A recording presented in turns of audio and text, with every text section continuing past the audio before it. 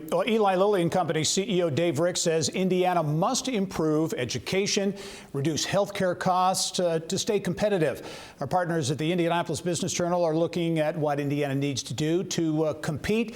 And also as a preview of the upcoming primary election, IBJ managing editor Greg Weaver joins us now from the IBJ headquarters in downtown Indianapolis. Greg, thanks for joining us. Thank you for having me. Absolutely.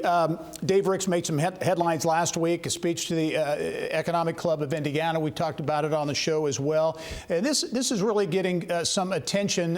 He basically makes the case that Indiana's doing well in some of the traditional metrics, but some of these other issues, education, workforce, skilling up the workforce, healthcare, need to be addressed.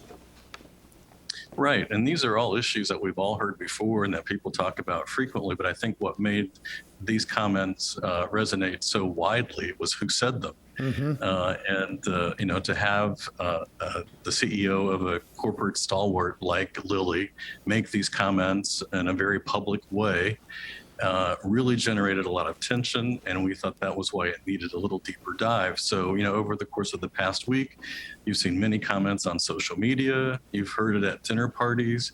It was, the topic of one of the key speeches at the Mira Awards last week. And so we decided that we wanted to talk to a lot of business people about why this is resonating so much with them.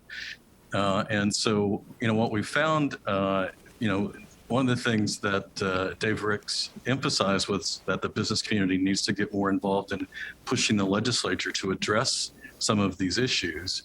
And in talking to a lot of business-minded Republicans, we find that their concern is that the legislature is spending way too much time on social issues like abortion and gun rights, and not nearly enough time on the state's economic future. Yeah, and Greg, is that one of the issues you found is maybe going to resonate in some of these primary elections? Yeah, I mean, you see in many of the Republican primaries for the state legislative seats that a lot of the races are reflective of this tug of war between social conservatives and establishment Republicans. And so we take a look this week at two races in Hamilton County featuring Republicans who are seeking the nomination there.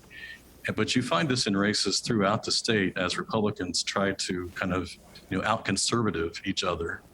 And judging by the campaign mail I've been receiving for the legislative race where I live in kind of the Franklin-Shelbyville area, it's all about who can be the most anti-abortion and the most pro-gun, it seems. Yep. Greg Weaver, managing editor at IBJ, with just a couple of big stories you're working on this week. Greg, as always, thanks for joining us, and have a great weekend. Thank you. All right.